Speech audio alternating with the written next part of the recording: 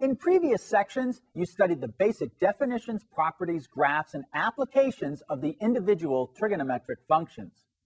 Hello, my name is Tom Atwater. In this section, we will revisit the trigonometric identities and use them to simplify trigonometric expressions as well as apply them in application problems. Let's review the most commonly recognized forms of the fundamental identities. We have the reciprocal identities, cotan theta equals 1 over tan theta, secant theta equals 1 over cosine theta, and cosecant theta equals 1 over sine theta.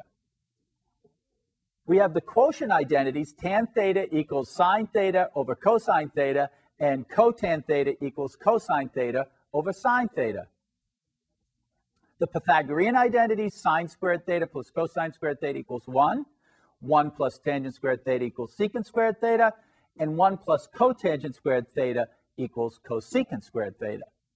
And finally, we have the negative number identities. That is, the sine of negative theta equals negative sine theta, cosine of negative theta equals positive cosine theta, tan of negative theta equals negative tan of theta, cosecant of negative theta equals negative cosecant theta, secant of negative theta equals positive secant of theta, and cotangent of negative theta equals negative cotan of theta.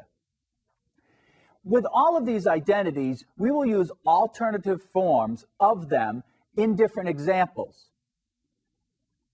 For example, let's write the expression sine theta times the quantity cosecant theta minus sine theta in terms of sine and cosine, and then simplify it as far as possible. So the expression is sine theta times the quantity cosecant theta minus sine theta. Now, when I look at that, the first thing I recognize, of course, is the cosecant theta as being 1 over sine theta. So let's replace that now. 1 over sine theta for cosecant theta. Next, we would distribute the sine theta. So sine theta times 1 over sine theta becomes sine theta over sine theta, minus sine theta times sine theta, sine squared theta. Well, sine theta over sine theta, of course, is 1. And from the Pythagorean identities, 1 minus sine squared theta is equal to cosine squared theta. So what we're saying in this particular example then is that the sine of theta times the cosecant of theta minus sine theta equals cosine squared theta. So what's interesting in all of these identities is you often take something which is fairly intricate and it turns out to equal something that's fairly simple. Now, any trigonometric function of any number or any angle can be expressed in terms of any other function. When we're working with trigonometric identities, it is often helpful to express all the functions in the equation in terms of just sine and cosine, and then simplify those results. Let's do another exercise. Verify that the identity sine squared theta over cosine theta is equal to secant theta minus cosine theta, working on one side only. Okay, so the problem we have is sine squared theta over cosine theta, and that is equal to secant theta minus cosine theta. Now, we can pick either side to work on, and it makes no difference. So let's start on the right-hand side. The right-hand side, secant theta is 1 over cosine theta. And then this is minus cosine theta. Well, then we want to add these together, so this would become 1 over cosine theta minus, well, we'd have to multiply top and bottom by cosine of theta. That means on the top we get cosine squared theta. Now, when we take and combine the tops, because we now have the same denominators, we'll get 1 minus cosine squared theta. 1 minus cosine squared theta all over cosine theta. Well, then, notice that from the Pythagorean identities, 1 minus cosine squared theta is sine squared theta. Sine squared theta over cosine theta. And if I pull down my original problem, it was sine squared theta over cosine theta. So we have, in fact, shown that each of those sides are equal to each other. That is, we have verified the identity. The next thing I want to do for you is actually use the calculator to verify the identity. And the way we'll do that is we will graph each of these equations, each of these expressions separately. We'll graph this one, then we'll graph this one, and as long as the graphs are the same, that shows us that those two things are equal. So let's move to the calculator and enter those equations. So on the calculator, we hit our Y button, and then you'll see that I've actually already entered the equations. The thing that I want to point out is in equation number 2, you see that I start off with 1 over the cosine of x, and that's because on the calculator we don't have secant x, but I replace it with its identity, 1 over cosine x. The other thing I want to show you is the window. I've chosen to graph from negative 2 pi to 2 pi for the x values. The scale is actually pi over 4, which has been converted to the decimal point 7853, etc. And the y value is from negative 3 to 3. Now I graph it, and you're going to say, well, yeah, there's one graph there. And it looks as though there's one graph there, but remember what I said is if the graphs are exactly the same, then we know that it's an identity. If I hit the trace button on the calculator, you'll see that it's saying, here's equation number 1, y sub 1. But if I then move it to y sub 2, you'll notice the graph does not change. That means that it's identical. Both graphs are identical to each other. Whether I show you y sub 2 or I show you y sub 1, we're getting the same exact graph. So that's how you use the calculator to verify a trigonometric identity.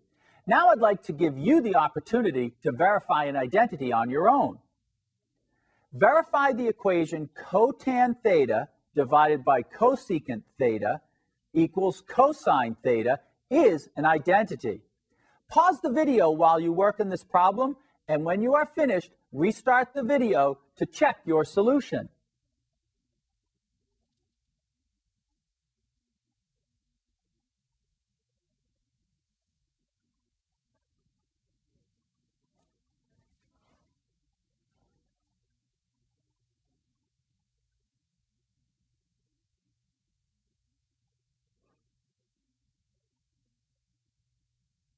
Welcome back. Let's find out how you did when verifying that identity. We have a left-hand side of cotan theta divided by cosecant theta, and we want to show that that's equal to cosine theta for all values of theta.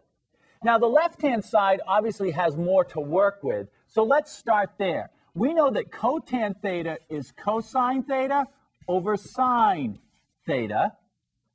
We know that cosecant theta is 1 over sine of theta. Well, when you're dividing a fraction by a fraction, you take the denominator and you reciprocate it. So this becomes cosine theta over sine theta times sine theta over 1. Now what happens? We can cancel those, and we're left with cosine theta, which is, if I bring this down, exactly what we were trying to show, that the cosine of theta is equal to cotan theta divided by cosecant theta. All right, now let's do an application where trigonometric identities are used to model a real-world situation. Tuners in radios select a radio station by adjusting the frequency. A tuner may contain an inductor L and a capacitor C. The energy present in the inductor at time t is given by L of t equals k times sine squared 2 pi ft, where f is the frequency of the radio station and k is a constant. The energy stored in the capacitor is given by C of t equals k times cosine squared 2 pi ft, where f and t represent, again, the frequency and the time, and k is a constant. The total energy E in the circuit is given by E of t equals L of t plus C of t. Show that E is a constant function. So what I've done is written the equations that we're interested in, and what we want to show is that E of t, the energy, is a constant function, which means we want to add together L of t and C of t and show that that's a constant. So E of t is equal to k times sine squared 2 pi f of t plus k times cosine squared 2 pi f of t. So in this equation, we can factor out a k from each of those terms, and that would give us k times parentheses sine squared 2 pi ft plus cosine squared 2 pi ft. I want you to recognize that the angle for both of these is the same. That is, it's 2 pi ft. The reason that's important is that I want you now to notice we have sine squared plus cosine squared of the same angle. And sine squared plus cosine squared is equal to 1. So this is equal to k times 1, which means that E of t is equal to k, which is a constant. So we've shown that the energy in that equation is in fact a constant. Now, in this section, you've been introduced to trigonometric identities.